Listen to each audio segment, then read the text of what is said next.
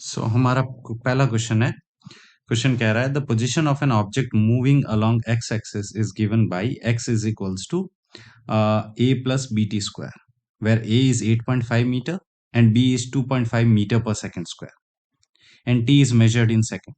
The instantaneous velocity of the object at t equal to 2 second. Simply हमको question में given क्या है, हमको डिस्प्लेसमेंट फंक्शन गिवन है। अगर हमको कभी भी डिस्प्लेसमेंट फंक्शन गिवन है, पहले हम डिस्प्लेसमेंट फंक्शन लिख लेते हैं।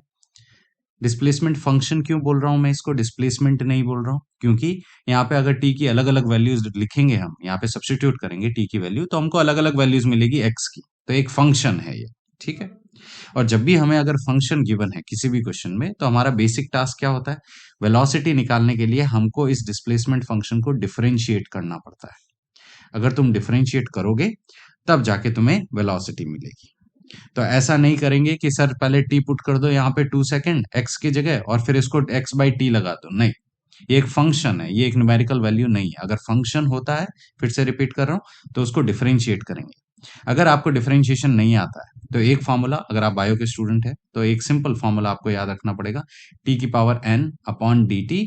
इसकी वैल्यू होती है एन टी की पावर एन माइनस वन, ठीक है। जहां एन जो है वो पावर है, वो आगे आ जाती है, और टी की पावर एन माइनस वन। अभी देखते हैं इसको कैसे इंप्लीमेंट करते हैं इस क्वेश्चन में। तो सबसे पहले हम यहाँ पे D by D T X, X क्या है, एक्स है हमारा A plus B T square, correct. X हमारा A plus B T square हो जाएगा। अब हम डिफरेंशिएट करेंगे, तो बीच में प्लस है तो हम इधर ये लिख सकते हैं D A by D T plus D by D T of B T square. सही बात है। अब देखो यहां पे t का कोई टर्म है नहीं है। अगर t का टर्म नहीं है तो आपका डिफरेंशिएशन क्या हो जाएगा, इसका जीरो, क्योंकि ये कांस्टेंट की तरह ट्रीट होगा। So D A by D T क्या हो जाएगा, जीरो। मैं फिर से रिपीट कर रहा हूं, अगर t का टर्म नहीं है तो वो कांस्टेंट की तरह ट्रीट होगा और ये हो जाएगा जीरो। तो ये हो गया जीरो प्लस। अब यहाँ पे हम क्या करेंगे, इस b को बाहर निकाल देते हैं। जो भी एक नंबर है या कांस्टेंट है उसको हमेशा डिफरेंशिएशन के बाहर निकाल देते हैं, और यहाँ लिखेंगे D T square by D T. अब बच गया टी का पावर टू। अब अगर हम हमारा फॉर्मूला देखें जो यहाँ कॉर्नर में लिखा है हमने, टी की power N upon D T किसके इक्वल होता है, एन टी की पावर एन माइनस वन, ठीक है। तो अगर आपको ये लगाना नहीं आता, यहाँ ध्यान दो, plus B as it is, differentiation power क्या है यहाँ पे two, so two will come in front, ये दो हम लोग आगे लिख लेंगे, और टी की पावर हो जाएगा टू माइनस वन, करेक्ट।